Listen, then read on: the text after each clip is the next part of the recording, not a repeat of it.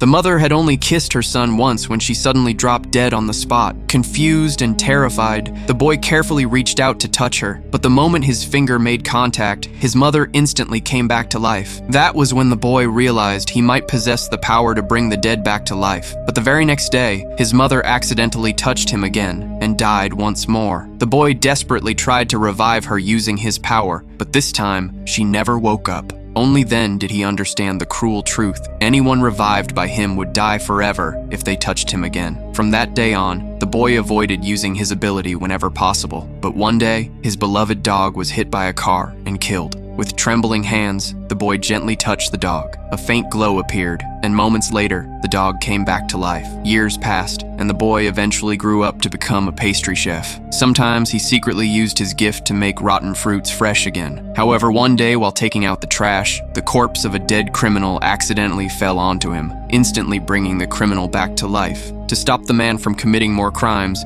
the boy had no choice but to touch him again, turning him back into a corpse. But unfortunately, a detective standing on a nearby rooftop witnessed the entire incident. The detective decided to use the boy's strange power to solve cases. After a lot of persuasion, the boy finally agreed to join the detective's team. Their method was simple. The boy would revive dead victims for just 1 minute so they could reveal their killer, and then they would return to death once again. Thanks to this unusual partnership, the boy started earning a huge amount of money. But not long after, the detective received a very unusual case. A golden retriever had been accused of murdering its owner. It made no sense because the dog had always been gentle, loyal, and well-behaved. Even so, the authorities declared the dog guilty, and it was scheduled to be executed in 2 weeks. The victim's family refused to believe the dog was the killer, so they hired the detective to investigate the case. The detective then took the boy with him to the morgue.